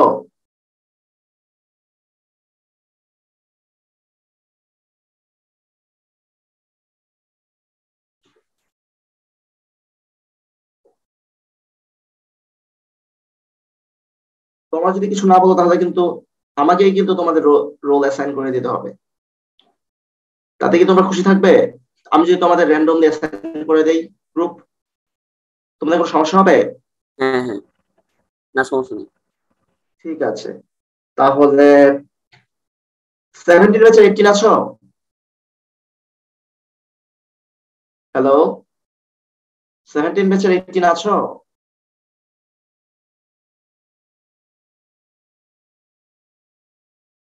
ঠিক আছে, তাহলে 17 ব্যাচের 18 কে আমি 37 to 42 গ্রুপে নিলাম। আর 16 ব্যাচের 26 তুমি তো আছো তাই না? তুমি কোন সেকশনে থাকবে, এতে না বিতে? বিতে।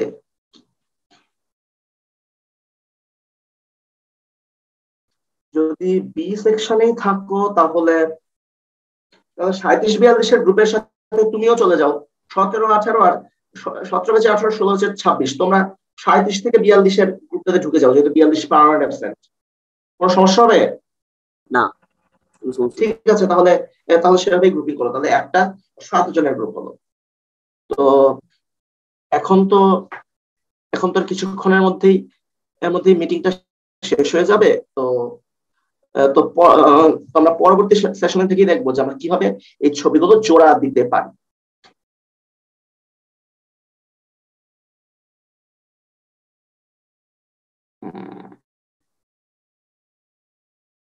এই যে ছবিগুলো দেখছো 1 থেকে 9, সে সব কয়টাকে একসাথে জোড়া দিয়ে এই পিপি সিরিজটা তৈরি করা হয়েছে। আর যে মনে করো 1 থেকে 17, এই 17টা ছবি জোড়া দিয়ে এই 200 পিপি এই সিরিজটা তৈরি করা হয়েছে। আর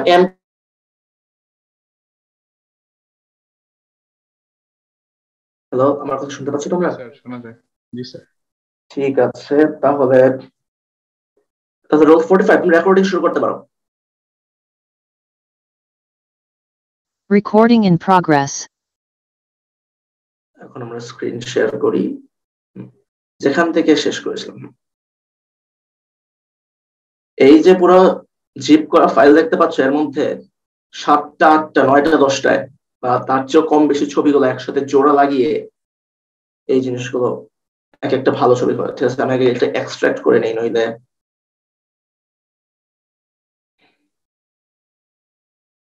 এক্সট্রাক্ট করে নেই নইলে আবার ঝামেলা।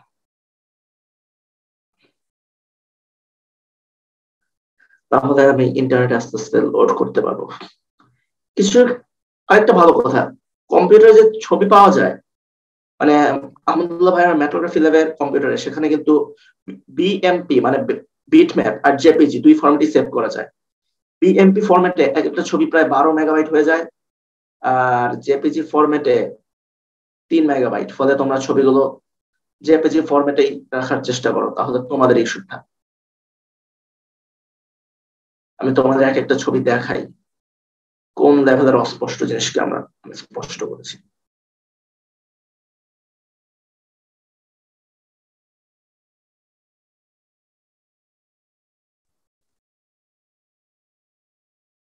ব্রাইটনেস বোধ একটু বাড়াতে হবে, ধরো এটা তো ছবি এডিটেড ছবি, কিন্তু এডিট করার আগে মানে একবার ফোকাস স্ট্যাকিং হয়ে যাওয়ার পর যে টেকনিকটা বলছিলাম, সেই টেকনিকের নাম হচ্ছে ফোকাস স্ট্যাকিং। ব্রাইটনেস একটু বাড়াই,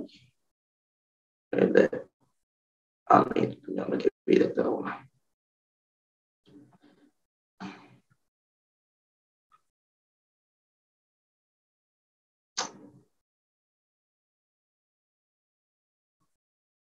কি করে দেখাই তোমাদের?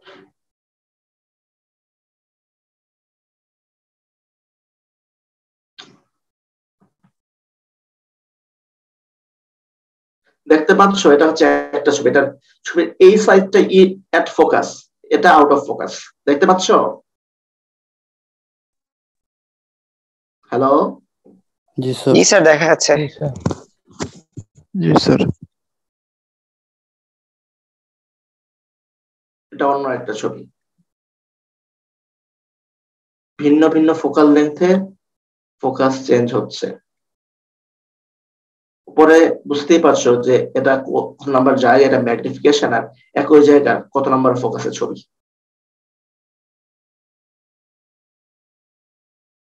এরকম ঘোলাটে, কিন্তু সব কয়টা ঘোলা একসাথে মিলে মানে 6-1000 সিরিজের প্রত্যেকটা ছবি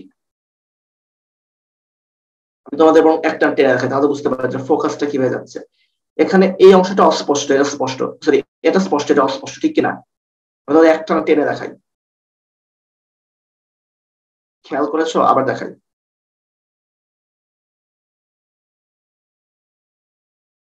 দেখতে পাচ্ছ ছবির এক এক অংশ এক এক সময় ফোকাস হচ্ছে, আর সব কটা ফোকাস মিলে এইরকম ছবি।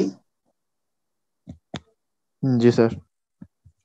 তোমরা কমপক্ষে এরকম মোটামুটি অ্যাপ্রোক্স হলে তোমরা কমপক্ষে 7টা এরকম ছবি তুলবে, সেগুলোকে জোড়া লাগানোর চেষ্টা করবে, যাতে পুরো ছবির কোনো না কোনো ফিল্ড অফ ভিউ কোনো না কোনো শব্দ স্পষ্ট ওঠে। তো তোমরা কিভাবে কি কাজ করবে সেটা আমি তোমাদের দেখি।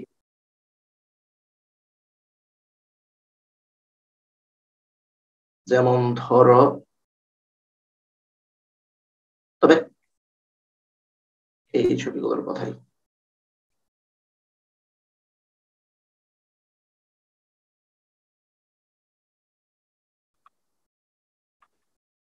সব অস্পষ্ট মিলে এক স্পষ্ট। তো আমরা কিভাবে কাজ করবো, আমরা একটা ছোট্ট উদাহরণ দিই। তো আমরা ফটোপি অপশনটা আমরা দেখতে পাচ্ছি, ঠিক কিনা? ফটোপির স্ক্রিনটা জি স্যার। জি স্যার। দেখতে পাচ্ছি তো? জি স্যার। ওপেন। যে ছবি জোড়া লাগাতে চাই সেই ছবি জাস্ট একটা ছবি সিলেক্ট করতে হবে।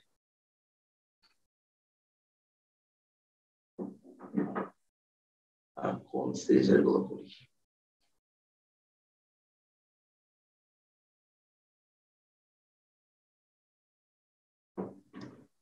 মনে করো সাপোজ আমরা 3200 এই ইমেজটা দিয়ে কাজ সারতে চাই। এই একটা ছবিকে আমরা লোড করি। বুঝতেই তো পারছো যে এটা স্পষ্ট অংশ অস্পষ্ট। এখন ফাইলে গিয়ে ওপেন এন্ড প্লেসে সিলেক্ট করলাম। তারপর আমরা যেন কোন সিরিজ করতে চেয়েছিলাম 3200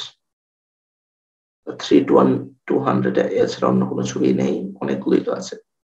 3200 এখন 2 3 4 5 6 7 8 9 10 11 12 13 সব কটাকে একসাথে ওপেন। লোড হতে একটু টাইম লাগবে, কিন্তু এই সময় অধৈর্য হওয়া যাবে না। লোড হচ্ছে কিন্তু আস্তে আস্তে, দেখো কার্সারটা দেখো আস্তে আস্তে লোড হচ্ছে।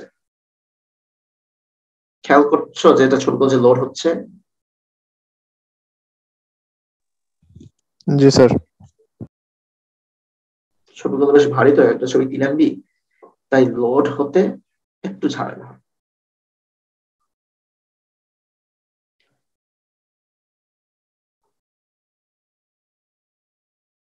তেরোটা সব কটা ছবি তো হয়েছে।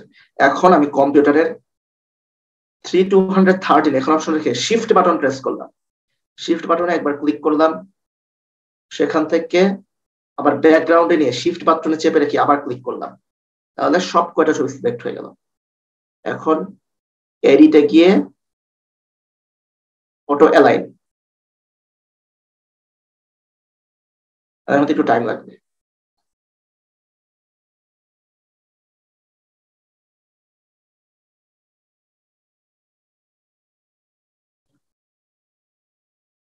কিন্তু এখানে ওয়েট করতে হবে, বড় বড় ছবি হলে এরকমই হয়। এই তো নো সিমিলারিটি ফাউন্ড, এখন তারা কোনো সিমিলারিটি পাইনি, কিন্তু এখন আবার একই ভাবে ব্যাকগ্রাউন্ডে ক্লিক করলাম, শিফট বাটনে প্রেস করে শেষ ছবিটায় ক্লিক করলাম, সব কটা সিলেক্ট হয়ে গেল। এখন আবার এডিটে যাই, এডিটে গিয়ে অটো ব্লেন্ডে ক্লিক করি, অটো ব্লেন্ড ক্লিক করলাম। এবার আস্তে আস্তে দেখো কি হয়।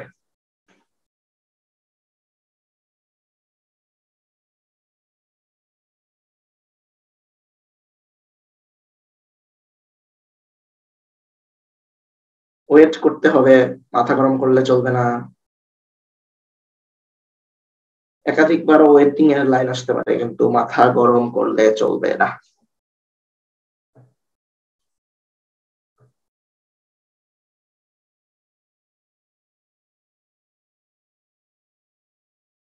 পাঁচ ছয়টা ছবি হলে সহজেই হয়ে যাবে, কিন্তু 12-13টা ছবি হয়ে গেলে অনেক টাইম নেয়। কেননা ইমেজ অ্যানালাইসিস আর যাই হোক মুখের কথা না।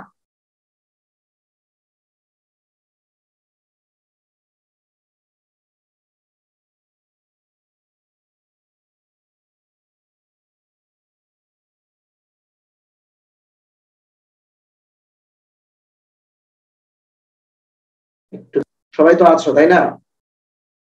খেয়াল রাখো ছবির কোন অংশটা এখন স্পষ্ট দেখা যাচ্ছে আর কোনটা এখনো অস্পষ্ট।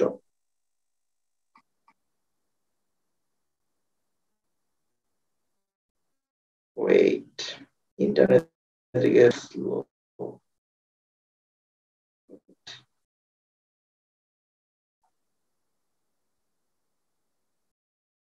এবার দেখো এই ছবিটা, ছবির সব কয়টা একদম পুরো এলাকাটাই স্পষ্ট, ঠিক কিনা?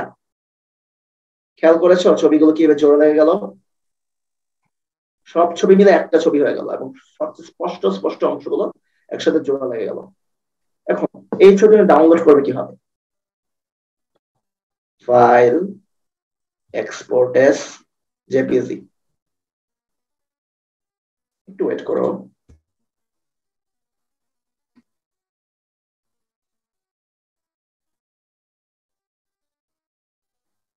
তুমি নাম চেঞ্জ করে দিতেই পারো।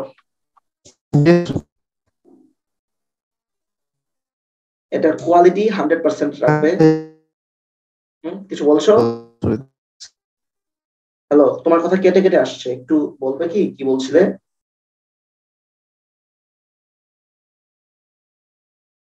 কেউ কিছু বলছিলে?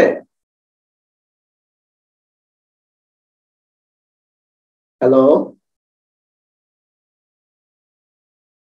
ঠিক আছে। আমার কথা তোমরা শুনতে পাচ্ছ? জি স্যার, শুনতে পাচ্ছি স্যার, আপনার কথা ক্লিয়ারলি শোনা যাচ্ছে। হ্যাঁ, তো এখন কোয়ালিটিটাকে 100% রাখো এবং আগে যে উইডথ এবং হাইট ছিল সেটাই অক্ষুণ্ণ রাখো। দেখতে পাচ্ছ বেশ বড় মাপের সাইজের কিন্তু ছবি, এবং এর জন্যই কিন্তু এবার জাস্ট সেভে ক্লিক করো। কোন ফোল্ডারে সেভ করতে চাও চলে এলাম, ধরুন আমি ডেস্কটপে সেভ করি।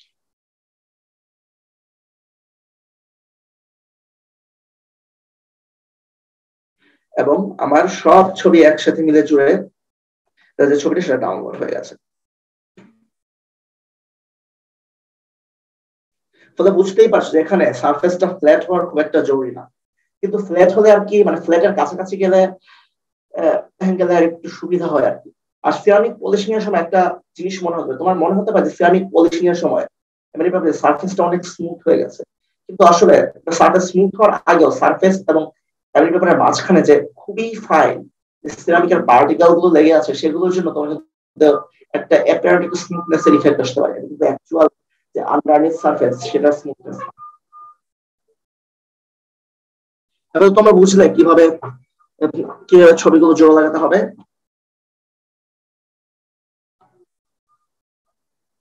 জি স্যার। যদি তোমরা বুঝে নিয়ে থাকো তাহলে আমি তোমাদের বলি, তোমরা হয়তো আমার কিন্তু সোমবারে একটা এক্সট্রা সোমবারে আমার ক্লাস আছে, রবিবারেও হচ্ছে আবার ওয়ান ওরিয়েন্টেশন আছে, সরি।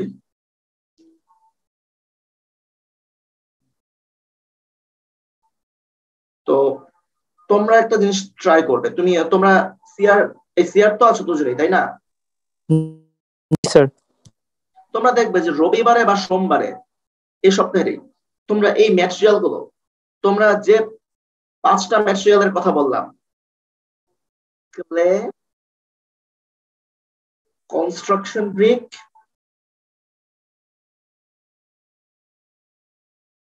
ফায়ার ব্রিক,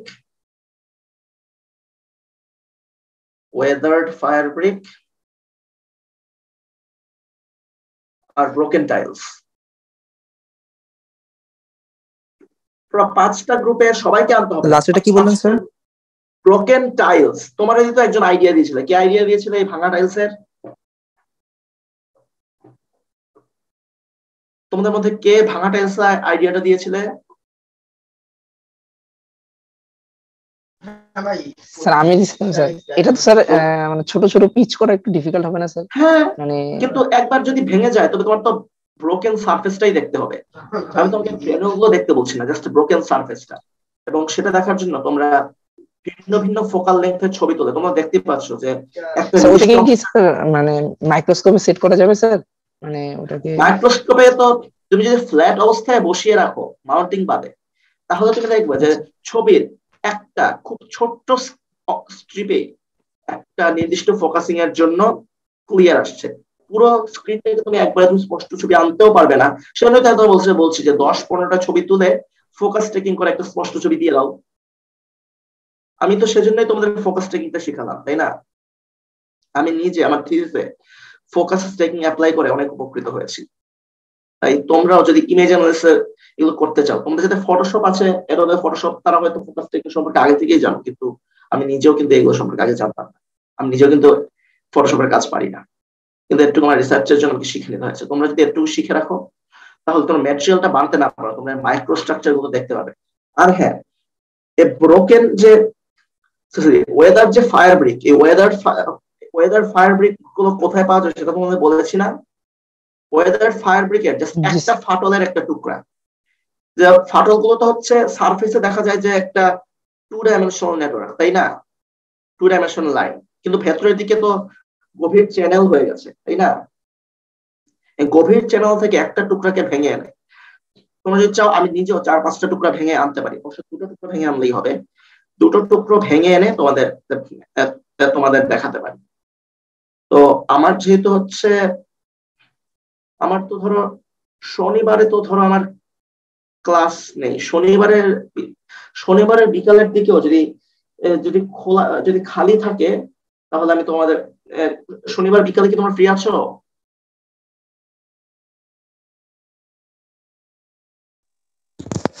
না স্যার।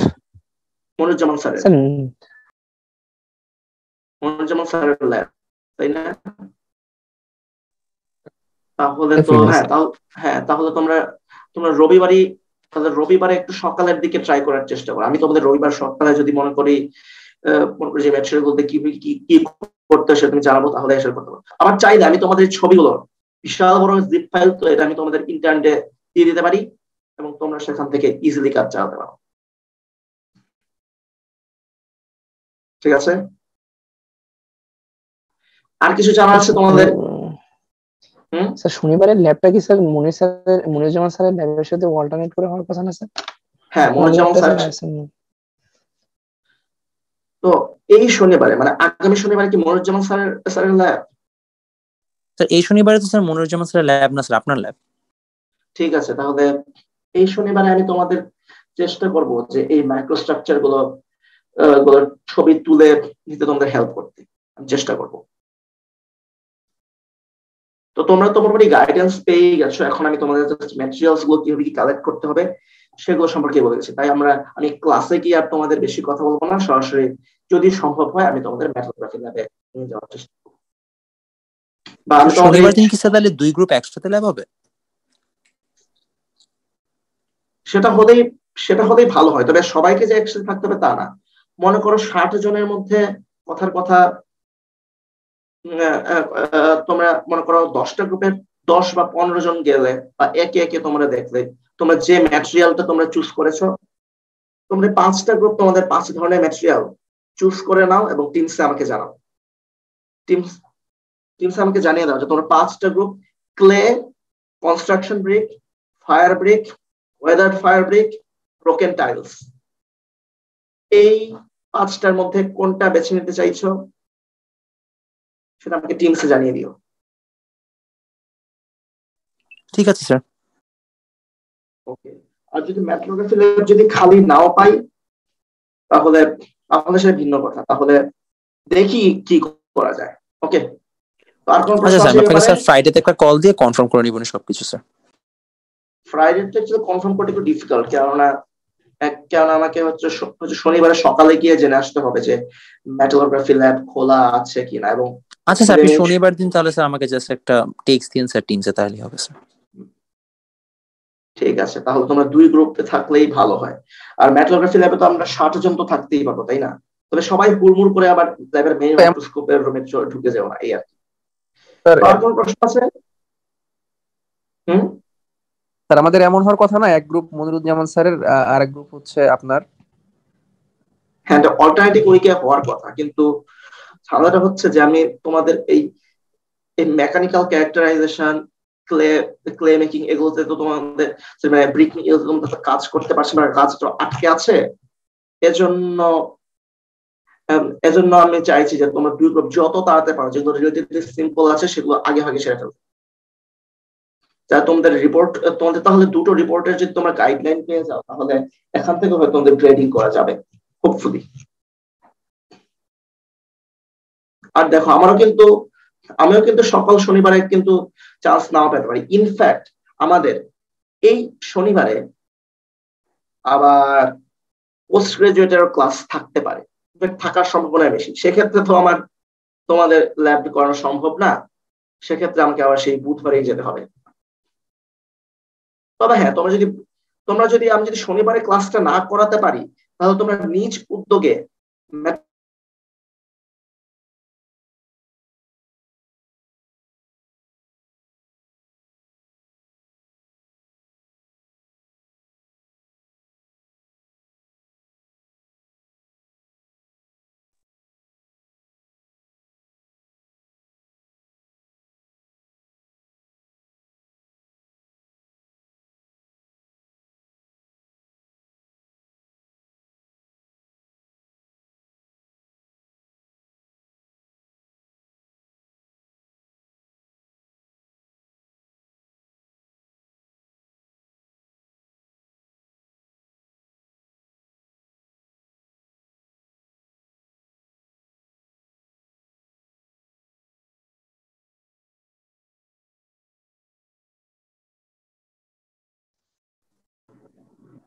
হ্যালো, আমার আমার কথা শুনতে পাচ্ছ তোমরা?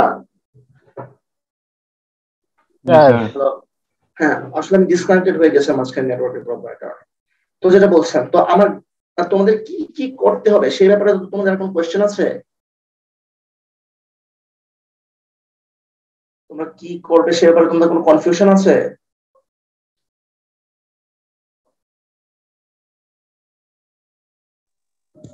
না স্যার। তো তাহলে আমরা এখানে মিটিং শেষ করি। না, মিটিং শেষ করা যাবে। তোমরা যারা লেটে এসেছো তারা তাদের প্রেজেন্টে নেওয়া যাবে। তোমরা কে কে লেট করে এসেছো একটু বলো তো। Sir roll sir 28 sir roll আস্তে আস্তে। Role 15 28 sir 28 30 13। ওকে ওকে, তোমরা ক্রমানুসারে বলো। স্যার 54 স্যার 24 স্যার 24 এর মাইক প্রবলেম স্যার, ওই ক্লাসে ছিল। 24 আর রোল 6 রোল কত 16 নাকি 6? স্যার রোল 6 ঠিক আছে স্যার 57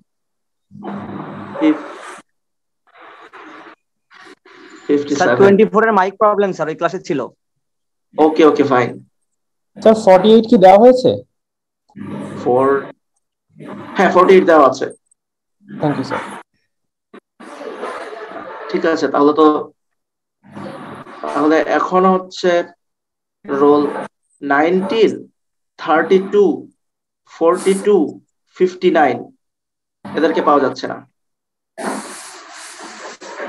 আর 17 ব্যাচের 18 তাকেও পাওয়া যাচ্ছে না। Sir hello sir, sir roll 32 এর নেটে অনেক ডিস্টার্ব করতেছে, সে বারবার ডিসকানেক্ট হয়ে যাচ্ছে। ওকে 32 প্রথম থেকেই ছিল ক্লাসে? জি স্যার, ও ছিল, ঠিক আছে, বারবার ডিসকানেক্ট হয়ে যাচ্ছে। ঠিক আছে প্রেজেন্ট দিয়ে দিয়েছি। তখন 17 ব্যাচের 18 আছো, 59 42 19 ঠিক আছে। তাহলে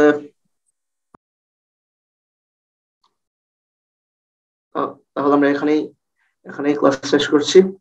good bye and best of lakh.